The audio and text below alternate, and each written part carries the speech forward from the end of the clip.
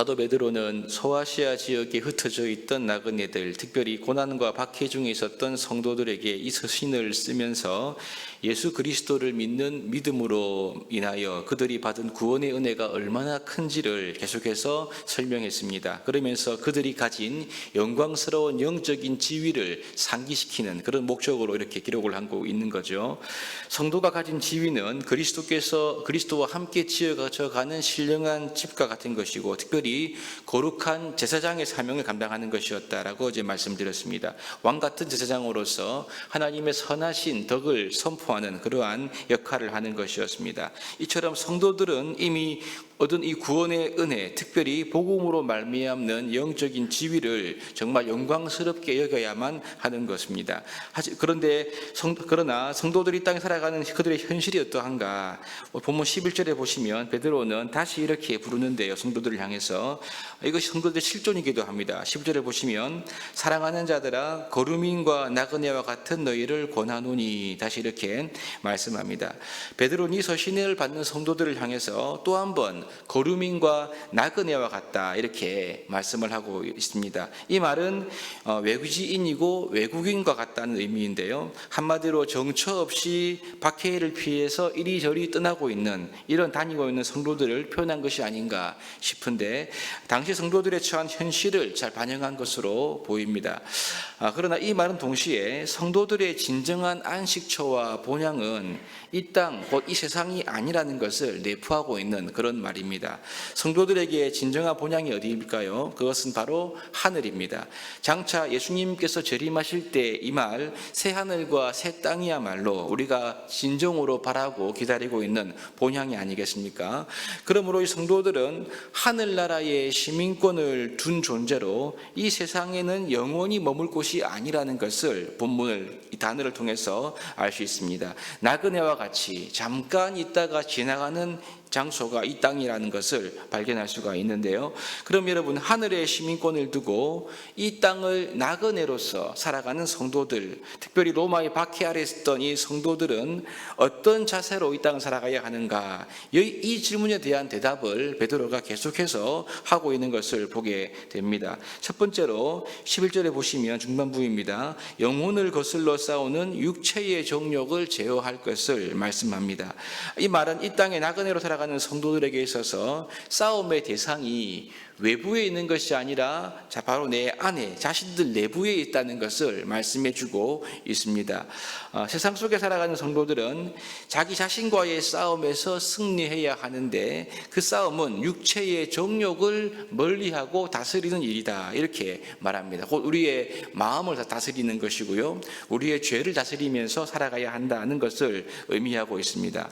이와 관련된 것은 베드로가 이미 서신에서 많이 이야기했습니다. 사욕을 본받지 말라, 조상의 헛된 행실을 버리라, 혹은 더 구체적으로 하면은 모든 악독과 기만과 외식과 시기와 비방하는 말을 버리는 것들이 다 여기에 해당하는 것입니다. 사실 이 같은 삶은 당시 이방인들 역시 악한 것으로 여겼던 것을 우리가 알 수가 있는데요, 그러니 구원받은 성도들로서 이 땅을 구별되게 살려면 당연히 육체적인 욕망을 따르는 삶을 멀리하고 거부할 수밖에 없다는 것을 볼 수 있습니다. 그렇게 해야지만 거룩한 삶으로 나아갈 수가 있습니다. 여러분, 그렇습니다. 성도들이 이 땅을 살아가는 그 양식은 자기 안에 있는 육체의 정욕을 멀리하는 것임을 말씀합니다.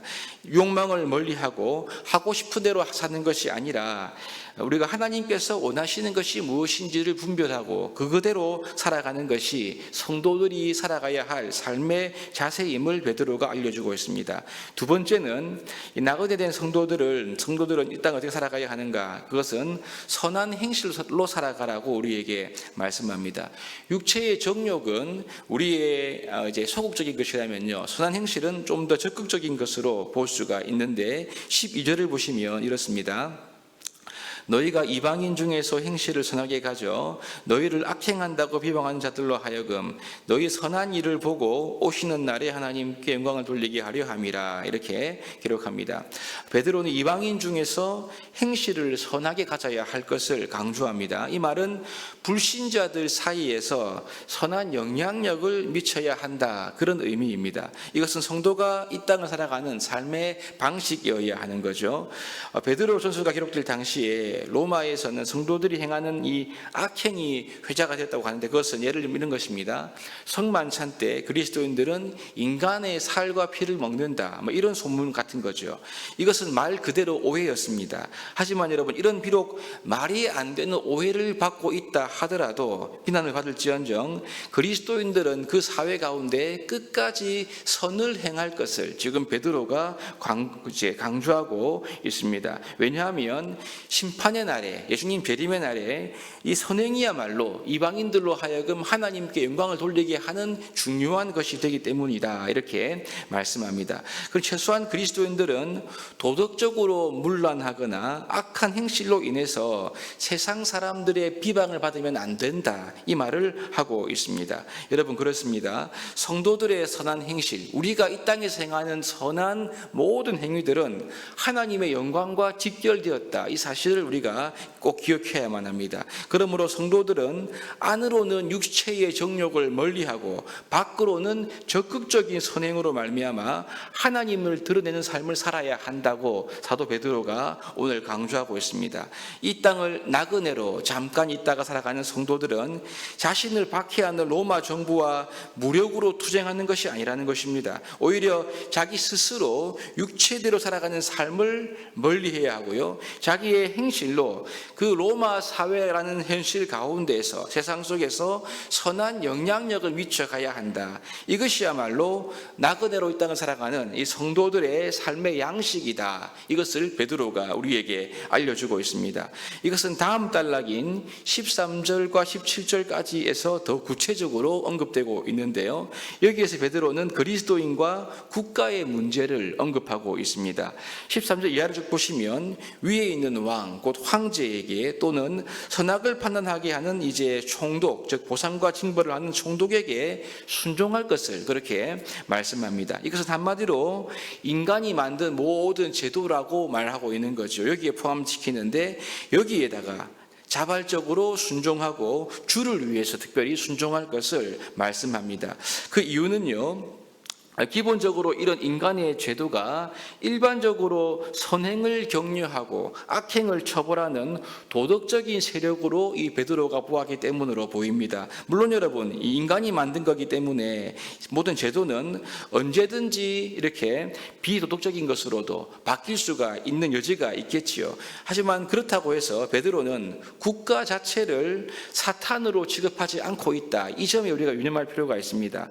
이 베드로 전서가 기록한 이 당시에 로마하의 현실, 그리고 지금 오늘날 성도가 살아가는 이 불신 세상은요, 사실 우리가 성도로 살아내기가 참 쉽지 않은 그런 현실이 아니겠습니까? 특히 우리를 다스리고 지배하는 이 세상의 제도가 불신 사회의 것이라고 해서 거기에 맞서 저항할 명분으로 우리의 신앙을 내세우면 안 된다, 이런 의미로 우리가 이 말씀을 볼 수가 있습니다. 불신자들도 인간이 세운 제도가 일반적으로 좋은 것을 지향하고 있다는 것을 알고 있지 않습니까? 그래서 주를 믿는 성도가 이 믿음을 핑계로 해서 내게 조금 손해가 되고 내 삶에 제약이 있다고 해서 그 제도 자체를 따르지 않고 거부해버리면 사실 성도는요, 이 땅에 있을 수가 없는 거죠. 어떤 선한 영향력을 미쳐갈 수가 없는 것입니다. 이러한 이유로 구원받은 성도들은 이 땅에서 인간의 모든 제도를 오직 주를 위하여 순종해야 한다, 이렇게 말하고 있습니다. 그래서 그 제도가 가지고 있는 기준보다도 어쩌면 더 자발적인 마음으로 우리가 선행으로 하나님 앞에 선을 행하는 것, 이것이 성도가 해야 될 역할이다, 이렇게 우리에게 말씀하고 있는 거죠. 여러분, 그러면은 이 불신 사회 속에서 어떻게 선한 영향력을 미쳐갈 수가 있을까요? 우린 다시 이 베드로가 이 서신에서 중점적으로 강조하고 있는 그 내용으로 돌아가야만 합니다. 비록 이 땅에서 흩어진 나그네로 살고 있지만 성도의 지위는 여전히 하늘에 있기 때문에 그런 거죠. 제가 얼마 전에 여행 유튜버를 본 적이 있는데요. 제가 갔던 지역을 이렇게 가면서 했던 것을 보아서 조금 몇몇 영상을 본 적이 있습니다. 그 유튜버가 개발도상국이나 후진국에서 여행을 하는데 우리나라에 비해 비록 낙후되어 있지만 거기에 아주 물가가 저렴하니까요. 음식이나 숙박업소에서 굉장히 행복하게 이제 만족하는 것을 본 적이 있습니다. 그 영상에서 한국인의 한국 국적 그리고 한국의 화폐의 그 능력, 가치를 느낄 수가 있었는데요. 여러분, 우리는 어떻습니까? 천국의 화폐 가치, 천국의 국적을 가지고 있는 사람들이라는 겁니다. 무슨 말을 하고 싶냐면요. 구원받은 성도로서 우리가 가지고 있는 정체성, 하늘나라의 시민의 정체성만이 이 세상에서 더 영향력 있는 삶을 살게 하는 것이 아닌가라는 겁니다. 사랑하는 여러분, 하나님은 우리들에게 구원의 큰 은혜를 주셨습니다. 이 은혜를 주신 이유는 구원의 은혜를 감사하고 또 이 땅에서 육신의 정욕을 멀리할 수 있는 능력입니다. 더 나아가 선을 행하되 오히려 불신 세상의 기준보다 더한 선을 행할 수 있는, 그 선을 기쁨으로 행할 수 있는 근본적인 능력이 바로 우리가 얻은 구원의 은혜에 있는 것이 아닌가. 그러므로 우리는 항상 이 구원의 은혜를 사모하고 구원의 은혜를 바라는 삶을 살아가야 하는 것이죠. 여러분, 그렇습니다. 하나님은 이러한 기대를 가슴에 담아서 우리에게 육신의 정욕을 멀리하라고 말씀하고요. 선한 행실로 하나님께 영광이 되는 삶을 통하여 이 세상 가운데 승리하는 성도의 삶을 살기를 바라십니다. 우리가 이 말씀을 마음에 새기면서 이 땅 가운데 하나님 나라 백성의 정체성을 가지고 승리하는 삶을 살아가는 우리 모두가 될 수 있기를 바랍니다.